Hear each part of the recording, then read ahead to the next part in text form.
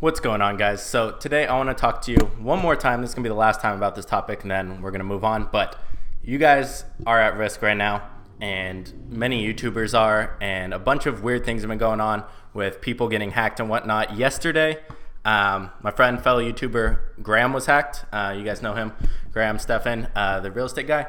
He was hacked. He doesn't have Bitcoin. He doesn't have BitConnect, and it's kind of the same people that have been hacking other YouTubers like Crypto Nick, Trevon James, and they're still going after even like the smaller, medium-sized YouTubers like us. So I want to let you know exactly how they did it, because I know, and how you can avoid it, because it's way easier than you guys would think. You don't have to be like a professional hacker to do this. However, the people that hacked me were professional hackers. These other guys are in India that are hacking everyone else. Mine was different though. Mine was like a targeted attack. Theirs, the other people, the Indian guys that are hacking, yes, we know they're from India. They're trying to hold things like YouTube channels for ransom for Bitcoin. Mine were after my Bitcoin, BitConnect, and other things. It wasn't malicious, and these aren't. They're just trying to get Bitcoin because it's not traceable. So how are they doing it? How can you avoid it? And who's really at risk? So what they're doing is they're calling or online getting a SIM card for your phone sent to you, which it's all social engineering. I know you're going to say, oh, you need a password and this and that. You don't. You can social engineer around it, which is just kind of coercing people, knowing how to get around people when they say, oh, no, you need this. If you start getting angry, whatever it is, it's called social engineering. That's what they're doing. And they're opening a new phone with your number, ordering your SIM card, putting it in it. So now they have your phone number on their phone with your SIM card in it. And they're able to go in, if you have iCloud, other things, and reset everything. Now, let's say that they're not resetting everything, and let's say, oh, I have good passwords, I have two-factor authentication. Doesn't matter. They can get past that. They have your SIM card, they have your phone number. You can reset it through your phone, even when you have two-factor, and they have your phone so they can do the two-factor and get right past that. Graham had two-factor. It doesn't matter. I had two-factor on a lot of things. Some things I didn't. But they're going in, doing that. So how can you avoid that in the first place? So just so you know, the carriers are at fault. So for my example, Verizon, so I might be pursuing them legally because they gave out the information without a password, without consent, straight over online, which is, again, I've been talking to lawyers, the fault's on them. So I might pursue that, we will see. So how can you avoid that? So it's hard because you can't really put a setting on most accounts, at least Verizon and AT&T from my experience. You can't put anything other than a little note on your account that pops up, which people might not even listen to.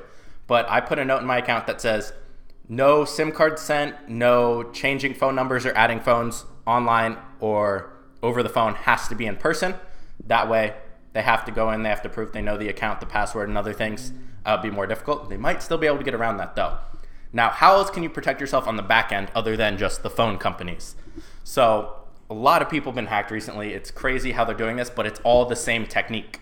So what can you do? It's a pain in the ass, but have a different email account for every single account. That's what I have to do now.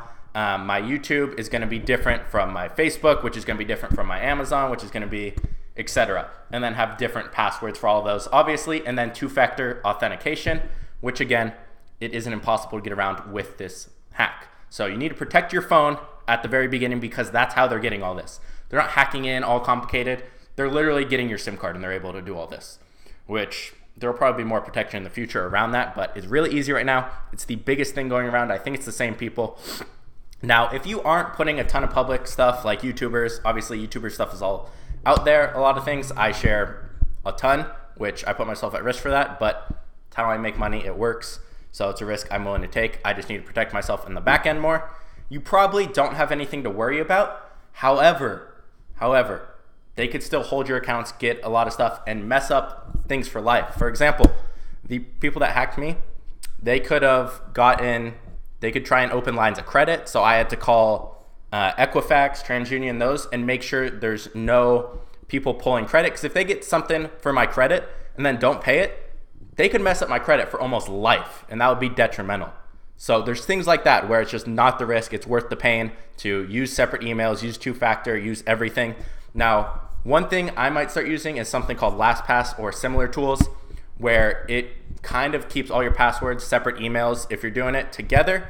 But literally what I'm doing the old-fashioned way, writing passwords down. I'm going to write them down, keep them somewhere safe in a safe or whatnot, and just have them there. I'm not going to have them anywhere else. And I'm going to have separate random emails that no one could guess for every single account. Oh, we got cops. Gotta go. Just kidding. But separate emails, separate passwords, the two-factor. But the main thing is they're getting in through the phones. So that's where you got to protect yourself. It's really difficult. Make sure you go put a note on your account. It takes 5 seconds and it's there for a while. I'm getting a separate phone number that no one knows or could find that is only for my two-factor authentication as well. So much effort, so much work, but it's what I have to do now. So separate phone number, no one knows, for two-factor on a random device. So I have two phones now. One is only for two-factor authentication. So no one can get in unless they hack that phone and they don't know that number. It's on a completely separate account from my other phone. I have separate emails and really long, complicated passwords for other ones because they weren't guessing passwords, guys. They were going in and resetting either through the phone number or through the email. So they gain access to the email, and then Gmail's linked to a lot of things like YouTube, and a couple other accounts, and they can just go, forgot password, let me reset my password, send it to me, and reset. So it's not like they were hacking these passwords. They just reset everything. So they didn't even know my passwords in the beginning. So they really can't get into other things, like my bank account wasn't really at risk. It's just the Gmail and then anything associated with that they got into, which was everything for me because I use the same email. So that's kind of how you can protect yourself. I really wanted to share this video with you guys because it's happening so much with so many people, especially people close to me like Graham, Crypto Nick, and a couple other people. And I thought originally, I'm like, okay, they're just going after people with Bitcoin. They just want those BitConnect accounts, Bitcoin. But it's not. Graham has no Bitcoin, no BitConnect, doesn't even mess with that, and they hacked him. Now, like I said again, the people who hacked me were different. They were in the US. They're professional hackers that did this. They work with people in companies such as Gemini and Bitcoin. The Bitcoin account he transferred my Bitcoin to, because I could see the wallet address, had $30 million worth of Bitcoin in it. He does this for a living. So the other ones are people in India trying to get ransom money for accounts and other things. I'll give you this account back. You send me Bitcoin to this address, and they try and message you on Twitter. But mine was different, as I said. But the big one is all the people in India. I haven't heard anyone's like my story, but they're all similar. It's all the same method. So I just want you guys to go protect your accounts. I always thought like, it's like too hard to hack me. Like people won't be able to. I have a good password. But they get in not even needing the passwords. That's the thing. So I just want you guys to go protect yourself. Something I wish I did. And the people close to me that are doing it, I mean, you don't even have to be a YouTuber. You can still be a target. I'm sure even if you think your information's not out there, people might be in a Facebook group and start going after those. It really depends because the person that hacked Graham, or we think hacked Graham, watches his YouTube videos, comments on them and whatnot. So it's crazy. This is going to be one of the last videos I make on the topic. I don't want to drag this out. But I just want you guys to be able to protect yourself. So I'm messaging all my friends who are YouTubers. I message Ricky, Ryan, Graham. I'm like, you guys go set this phone settings over here. And they went and just did all the changes I did. So they're a lot more protected now. But one of the best things you can do is write down your passwords. Just write them down and keep them, or use a tool like LastPass or something similar. Other than that, that's going to be all for this video. We're going to get back on it with the actual good, fun videos tomorrow. So hope you guys are excited for that. I'm going to start live streaming more again. So start watching for those live stream guys, and I'll be back soon, and I'll see you guys tomorrow.